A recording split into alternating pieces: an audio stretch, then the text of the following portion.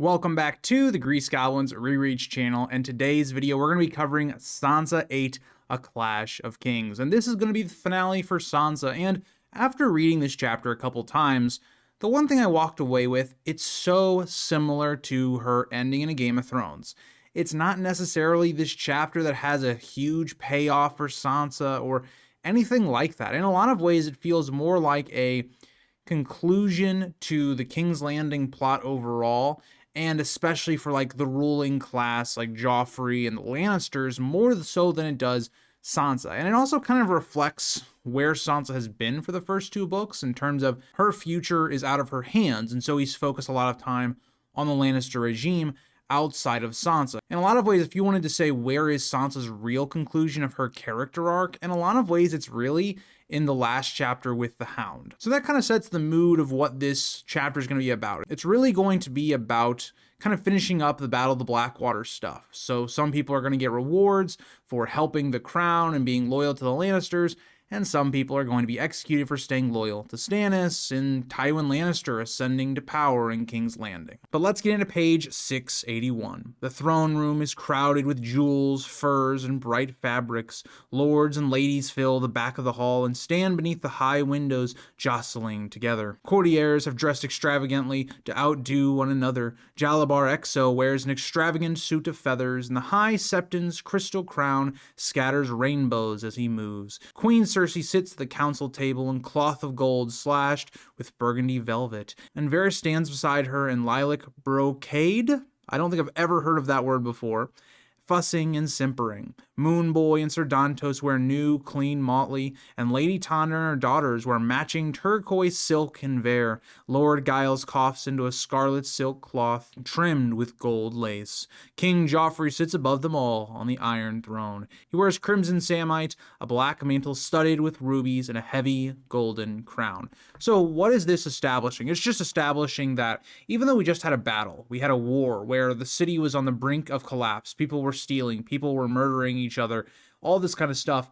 After it, now everybody dresses nicely, like nothing had even happened, and it kind of shows you the next stage, I think, for Sansa's journey, where you're going to have all these fineries, all these pleasantries with the Tyrells trying to use Sansa and the Lannisters using her in the next book. It kind of sets that mood quite nicely. And then again, there's a nice idea of Sansa and the way she's looked at the world, of things being beautiful, and that means they must be splendid and good. And there's a part of that still here with Sansa, albeit she kind of sees through it a little bit. Even when like Lord Tywin comes in, she's going to note she's never seen anything so splendid in terms of his armor and the way he looks.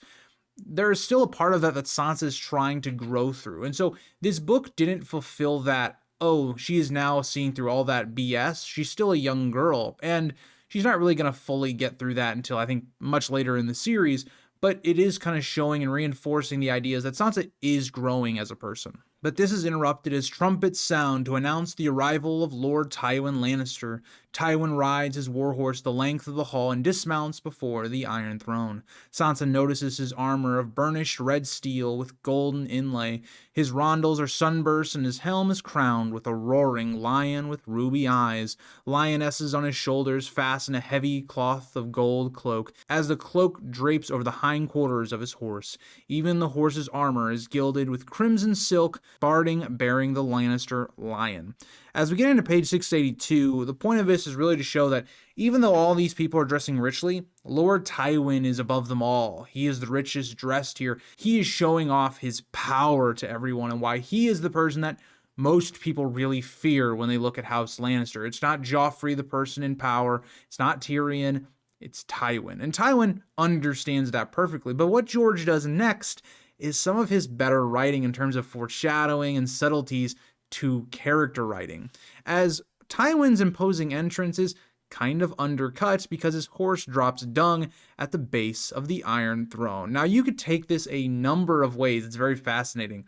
The first one is, well, Tywin all dressed up, all this stuff doesn't matter because Tywin is somebody that is rotten to the core. He's a very bad person. He's a horrible father. He's a hypocrite. He's just not a good person. So the dung can represent what he truly is. Another wink is the way Tywin's going to die. He's going to die on the toilet having digestion problems, maybe even poison, so the dung could represent that as well. But when you also think about the idea that Tywin's horse does this right beneath the Iron Throne, it's almost like the horse is taking a shit right in front of Joffrey to show that Tywin is the real power of King's Landing. He's the real person that's on the throne, or having the Lannisters on the throne in general. There's a lot of nice symbolism, a lot of ways you can read this that you would think, oh, this is just some random horse shitting scene. There's a lot more to it than just that. Joffrey steps carefully around it to embrace his grandfather and name him the savior of the city. Sansa tries to hide a nervous smile at that moment, as she's supposed to be very somber during this moment. She's supposed to be very, sad or quiet, not very happy about the way things have happened. Joffrey formally asks Tywin to assume governance of the realm, as Tywin accepts, saying it will be until Joffrey comes of age. All of this is a performance. All this stuff has been talked about behind closed doors of what's going to happen. A lot of this is just kind of a play. But say what you want about Joffrey, he's usually very good at playing the charming king, well, until things get a little messy sometimes for Joffrey, or he gets people whispering in his ear. Tywin takes his seat at the council table beside Cersei, and after the horse is led away and the mess removed, Cersei signals for the ceremony to continue. Trumpets sound as each hero enters through the great doors. Heralds announce their names and deeds, and the crowd cheers loudly. Mace Tyrell is ushered in, given a high place of honor, given he comes in right after Tywin. He is now fat but still handsome. His sons Sir Loras and Sir Garland the Gallant follow him. All three Tyrells wearing matching green velvet trimmed with sable. Joffrey descends the throne again to greet them, granting them great honor. He places rose chains of yellow gold around their necks, each bearing a ruby-studded lion. Joffrey declares that the roses support the lion, as Highgarden supports the realm. He invites them to ask any boon they wish. It's basically to show that the Tyrells and the Lannisters are now linked together. But one thing that you note is very much missing here is the real heroes of King's Landing, the people defending it against all odds, seem very absent from these ceremonies. Tyrion, for one, is not here. Where is he? He's the one almost exclusively responsible for King's Landing not being sacked by the time Tywin and the Tyrells arrived. So where is he? That's something that we're going to find out a little bit later. But again, it kind of shows you why Tyrion would be so frustrated, where he's not being honored. He's not getting any recognition for this, but everyone else seems to. But Sansa realizes the moment she has been expecting has arrived, as Sir Loras asks to join the Kingsguard and defend the king. Joffrey kisses Sir Loras on the cheek and grants his request. So very different than what we saw in the show, where in the show, for one, Sir Loras doesn't have any brothers in the show. I don't believe they're ever mentioned. I believe it's only Loras. But in the show, Loras is kind of pushed into the Kingsguard because of kind of Tywin and Olenna's verbal spars. Eventually, he gets led into being into the Kingsguard.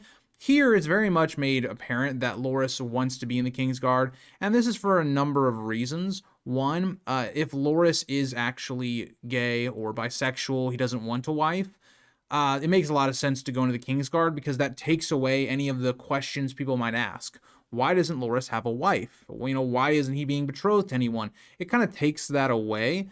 And so that makes a lot of sense, but also from the idea of if Joffrey is this bad or vicious king and you're getting these rumors, which I believe Littlefinger was spreading when he was talking with the Tyrells on this alliance, you want Loras there to try and protect Margaery in a way, like kind of being like a veiled threat to Joffrey in a way. So there's a lot of reasons as to why Loras should be in the Kingsguard, other than just face value, it's a high honor. Mace Tyrell then asks to serve on the royal council, to which Joffrey grants his wish as well, and kisses him. But Sir Garland, who is older, taller, broader, and less strikingly beautiful than Sir Loras, is going to be the one to ask the big question, or the big gift that he wants from Joffrey. As we get into page 683, Sir Garland asks the king to consider his maiden sister, Margaery, for marriage. He explains that Margaery's marriage to Renly was never consummated, which we don't know the truth of that, but given Renly might have either been gay or bisexual, it's possible that the two never consummated that marriage. And so at this point, she would still be available to marry for Joffrey. It's kind of similar to what Littlefinger's trying to do with Sansa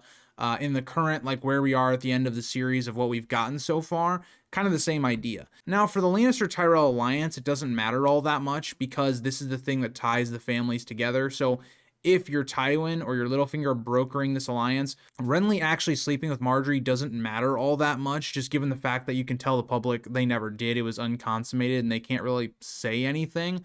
So in a lot of ways, it matters, but it doesn't matter.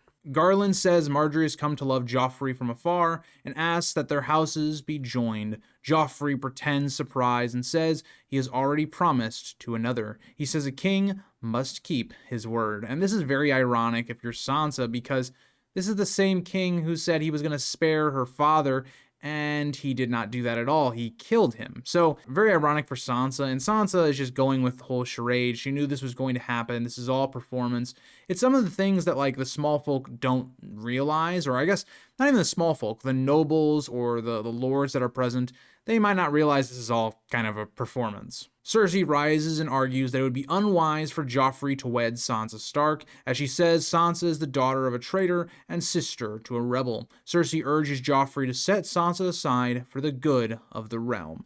Now, we know this is all performance, and they're just looking for some reason to invalidate the betrothal to Sansa, but at the same time, Sansa, as we know in the next book, is still a very important piece, given if the Stark camp falls apart, Sansa now becomes the person that you could rally behind and try to claim the North.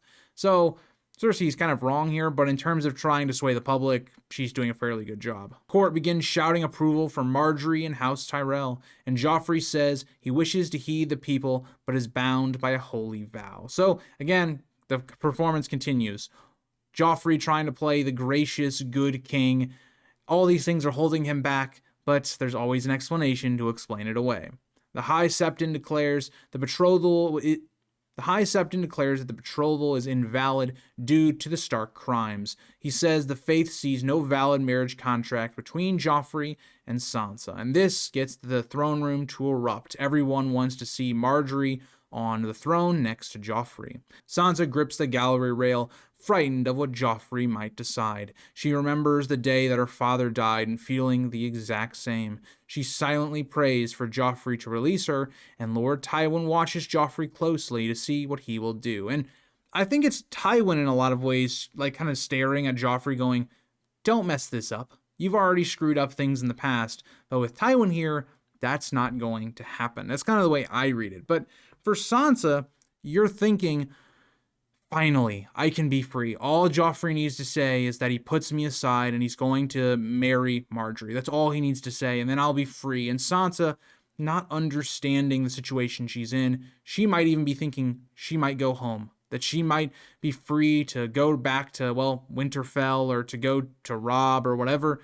But that's not the case. Even though she's being set aside, all it means is that she's still a hostage. She's a noble hostage that the Lannisters cannot afford to give up. Joffrey glances at Tywin, hesitates, and helps Sir Garland rise. He announces that he will wed Margaery Tyrell. He kisses Sir Garland as the cheering swells. Sansa feels lightheaded and realizes she is free. She reminds herself not to smile and appear distraught. Cersei says she will not have her son humiliated. And for Cersei, this is a smart play, because if Sansa appears to be very happy because of this news, what does that say of Joffrey? Now, you gotta remember, some people at King's Landing will already have picked up what Joffrey is more like, but you gotta remember there's a lot of people coming in from the Reach, a lot of lords there, men that came with Tywin from the West. A lot of these people might not necessarily know who Joffrey really is, and so if Sansa, who is the betrothed to become queen, is then deposed, you would assume she would be very distraught, crying, all this kind of stuff. So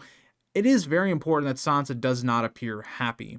As we get into page 684, Sansa asks what will become of her now that she is not to become queen. Cersei says it must be decided later, and that Sansa will remain at court as a ward, as Sansa says she wants to go home. The queen replies that no one gets what they want. And this is really what Sansa should be realizing. She can't go home. She is now a hostage. Now she has escaped being Joffrey's queen, but there might even be more dangers that come with that. And as we'll see in the future, Sansa will be used as a pawn in a lot of ways. A lot of people will try to manipulate her in the next book. Sansa thinks she has gotten what she wanted though, freedom from Joffrey. She reflects that she will not have to kiss him, sleep with him, or bear his children.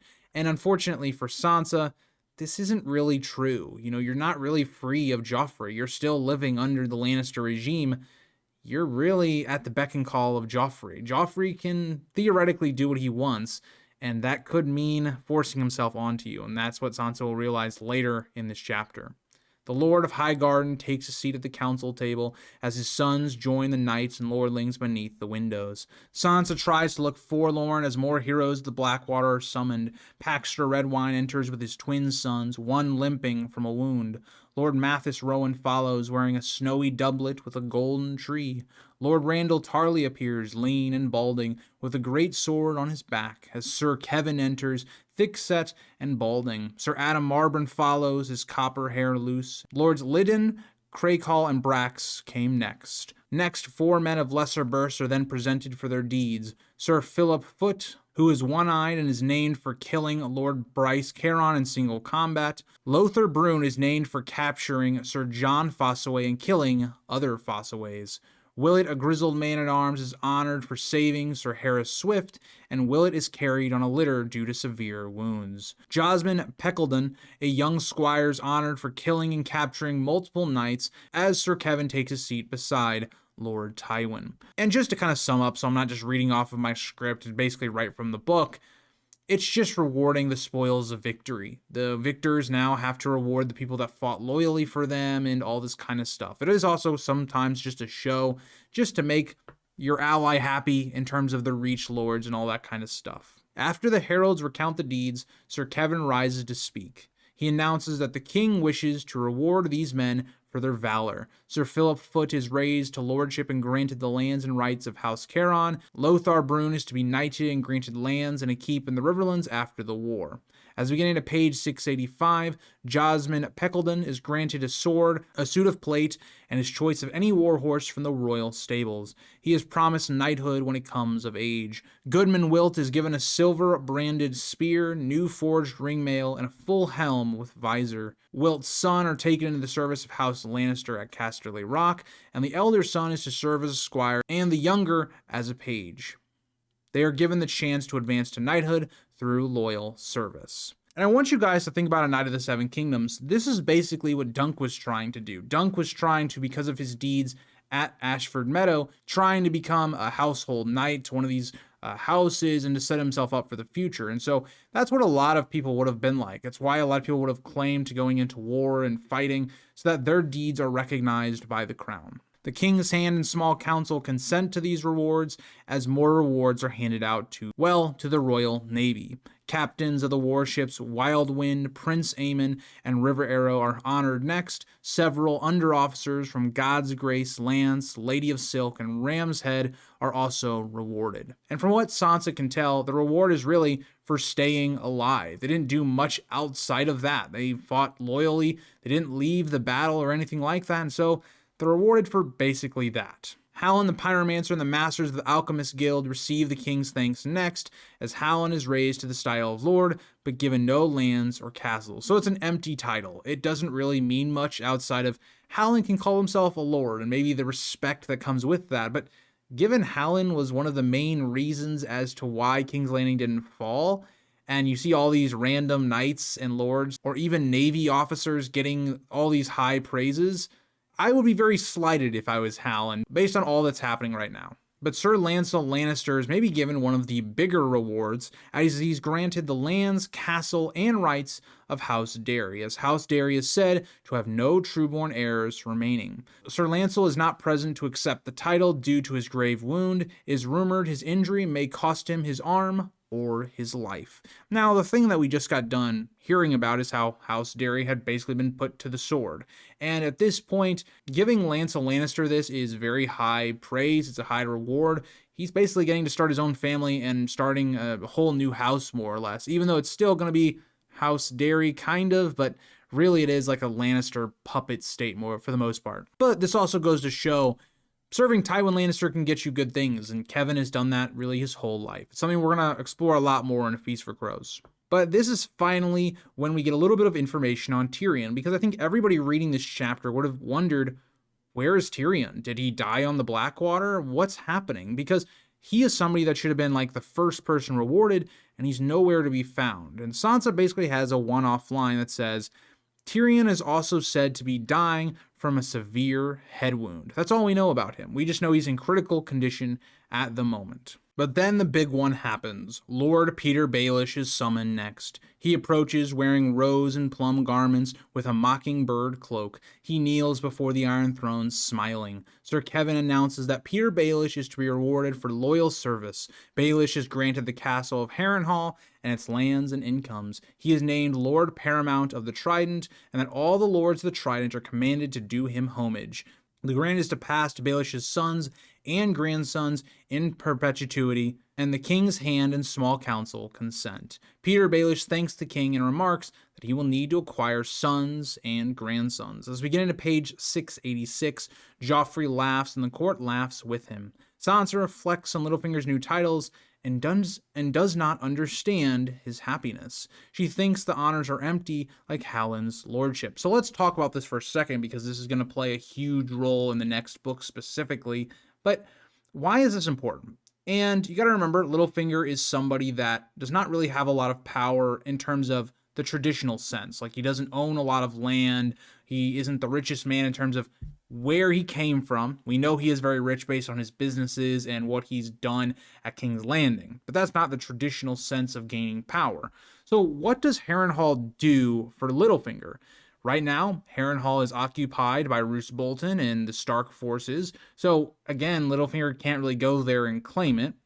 Harrenhal also is extremely cursed. It's not really a castle you want because it's so huge, you can never really repair it. You can never become such a high and great lord off of just Harrenhal, really. And then also, the people of the Trident will never accept Littlefinger as their lord, especially while Robb Stark is still king of the North and king of the Riverlands and all that. So why is Littlefinger so happy about this? And obviously, for people that have read this, know, because it makes Littlefinger a lord, really. Like, it actually gives him more legitimacy, so that later when he wants to try and go, oh, I can get Lysa into the fold, I can marry her, it actually gives him a vein to go, okay, yeah, he can do that, because he's not just some random guy from the Fingers or whatever. He literally is a lord of Harrenhal. And so that's why. It's more the name value more than it is the idea of actually becoming Lord of Harrenhal, of actually going there and ruling. But one thing that is foreshadowed here is Sansa thinks about her family's downfall. For Littlefinger to even get any reward from this, he would need House Stark to fall. And that's something that Sansa very much does not want to happen, of course, but it also is a little bit more foreshadowing to the things in motion. Sansa tries to reassure herself, saying that Robb has beaten every enemy that he has faced. But at this point, we move on to where we have a bunch of different people that now needed to be knighted. More than 600 new knights are made that day. They kept vigil all night in the great sept of Baelor.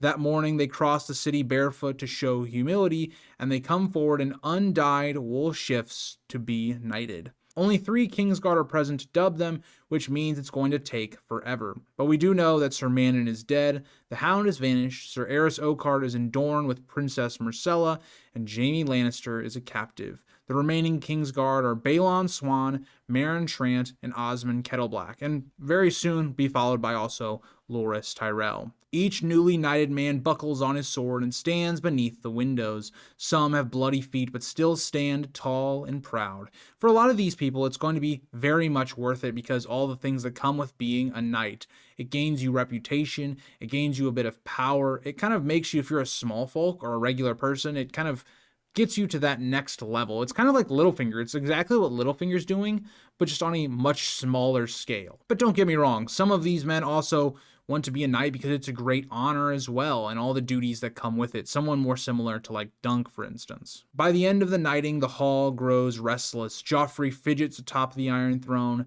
Some spectators slip away quietly from the gallery, and the nobles on the floor are trapped without the king's leave. Joffrey seems eager to be done, but the ceremonies continue. The coin is turned, and captives are now brought in. So we've seen the whole chapter being about rewarding the people loyal to House Lannister And now it's going to be the flip. It's going to be all about the people that were disloyal. And what are the punishments going to be? Many are great lords and noble knights: Lord Celtigar, Sir Bonifer the Good, Lord Estermont, Lord Varner, Sir Mark Mullendor, Red Ronnet of Griffin Roost, Sir Dermot of the Rainwood. Lord Willern comes with his sons Joshua and Elias. Sir John Fossaway appears. Sir Timon the Scrapewood is present. Arain the Bastard of Driftmark, Lord Staidmon, called Pennylover, and hundreds of others fill out the company. Those who changed sides during the battle need only swear fealty, but those who fought for Stannis until the end must speak. Their words would determine their fate.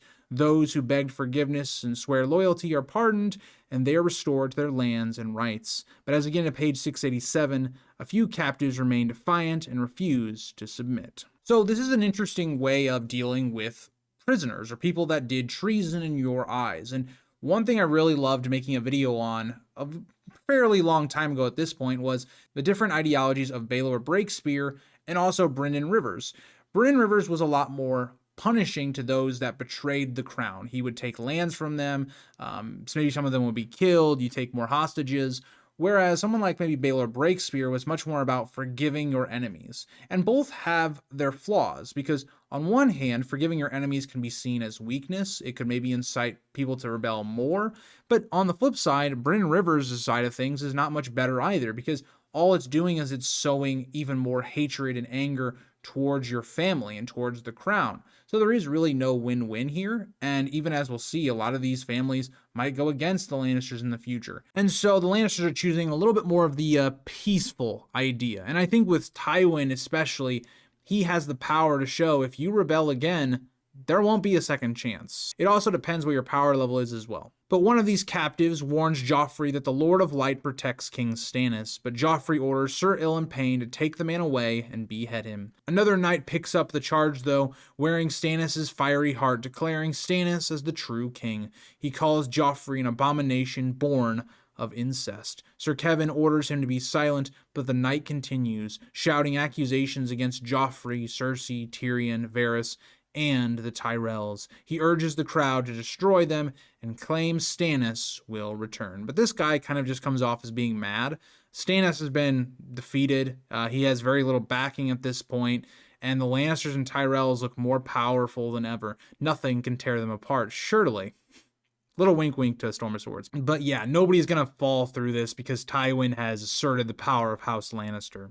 A gold cloak knocks him down, but he keeps shouting. But at this, Joffrey leaps to his feet and commands the knight be killed immediately. But in his rage, Joffrey cuts himself on the Iron Throne as blood soaks into the sleeve of his clothing. Joffrey cries out for his mother. And at this point, while the attention is on the king, the knight grabs a spear and rises again. He shouts that the throne denies Joffrey and proves he is no king. And I think this is so fascinating because it's another thing the show didn't really do. They cut out a lot, I would say, in terms of season 2 compared to book 2, very differently than book 1 to season 1. But this is one of those moments where we talk about the Iron Throne, and does the Iron Throne actually have some sort of magical powers that say if you're a bad king, it will cut you and all this kind of stuff? Or is it more just symbolic? And I've always leaned towards it's more just symbolic. People that are not wary of the Iron Throne, people that don't take it seriously or actually try to be a good ruler, you see where they usually get cut by the Iron Throne. And Joffrey here, it makes perfect sense. Joffrey doesn't know what it means to be a good king. He doesn't understand how to wield power effectively or to even treat the people kindly. He doesn't understand these things. And so him being cut by the Iron Throne is just to kind of subtly show that, to just show that Joffrey is not a good king. Cersei rushes towards Joffrey to help him, but Lord Tywin remains unmoving. Sir Meryn Trant steps forward at Tywin's signal, and Goldcloak sees the knight. Sir Meryn drives his sword through the man's chest, killing him as Joffrey collapses into his mother's arms. It's also not a good look for Joffrey. It makes him appear extremely weak and ill-fitted for the Iron Throne. 3 maesters hurry in and take Joffrey out through the king's door as the hall erupts into confused conversation. The dead man is dragged away, leaving a trail of blood on the floor as Peter Baelish strokes his beard as Varys whispers to him. Sansa wonders if the court will be dismissed, but many captives still remain, their intentions unclear. And with Lord Tywin, we're not stopping. We got business to do. And Tywin is the real king. He is the real power behind House Lannister. And now he's going to have to remind them again, even after Joffrey has left. As we get into page 688. Lord Tywin rises and orders the proceedings to continue without further disruptions. He invites remaining captives to ask pardons for their treasons. He seats himself on a step of the Iron Throne close to the floor. The session continues as daylight fades. Sansa leaves the gallery exhausted and wonders how badly Joffrey was hurt. She recalls that the Iron Throne is said to harm those unfit to rule. Yes, and we've seen this a number of times throughout history, whether it's Maegor the Cruel, whether it's Rhaenyra. I mean, there's plenty of rulers that were cut by the Iron Throne. Viserys was another one that was cut by the Iron Throne.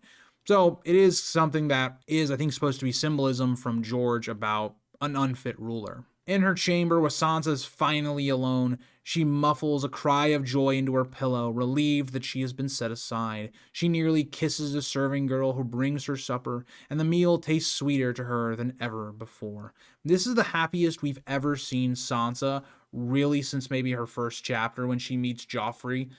It's crazy because you go from Sansa, where she starts this book, or really I would say her last chapter in Game of Thrones, at her lowest point. Like, she feels suicidal at a point. She's extremely depressed, and now she's so happy, and for it to really be taken away in basically one chapter. After dark, Sansa cloaks herself and goes to the Godswood. Sir Osmond Kettleblack guards the drawbridge and leers at her as she passes. Sansa tries to appear miserable about the news and all this stuff that happened at court, but she's really not doing a good job. She's not the best actress at this point. She meets Dontos in the moonlight and happily tells him Joffrey has cast her aside. Dontos takes her hand and says she does not understand. He tells her the queen will never let her go as she is too valuable a hostage. He says Joffrey is still the king and can claim her if he wishes. And Dontos is telling her the truth. Dontos is he's trying to scare her into the idea that she needs to leave with him and, by extension, Littlefinger. But it is true. Like, she still is not free. She's still going to be living as a hostage. And I think for Sansa, it's kind of like a slap in the face. She's had this moment, a couple of pages of being happy, and that was ripped away from her. And she might even be contemplating, maybe I should have left with the Hound. We know as the future goes on, she's going to think she probably should have. But as of right now, this is a blow to her overall. She is shocked and insists Joffrey released her. Dontos kisses her ear and tells her to be brave. He says he has sworn to get her home, and that day has been chosen. Sansa asks when they will leave, and Dontos says it will be the night of Joffrey's wedding after the feast. He explains the castle will be full of strangers and confusion, and he says Sansa will be forgotten for a time. Sansa notes the wedding is still some time away, but Dontos urges her to be patient a little longer. And this brings up a really interesting point, because even if it is a wedding, how is that going to get Sansa out of the capital? How is Dontos by himself going to be able to just whisk her away and get her away from King's Landing? It seems almost like a fairy tale. And this is such great foreshadowing. It's such great build up to the Purple Wedding in the next book. But for Sansa, it also means I'm going to have to wait a long time, especially being a hostage and having to live through that, because Margaery's not even in King's Landing right now, and the wedding still has to be planned. So again, this isn't really going to pay off until more around the second half of the Storm of Swords, but it is so much of the reason I love A Clash of Kings, because it sets up all those things so subtly. It sets up the big moments of the next book so perfectly.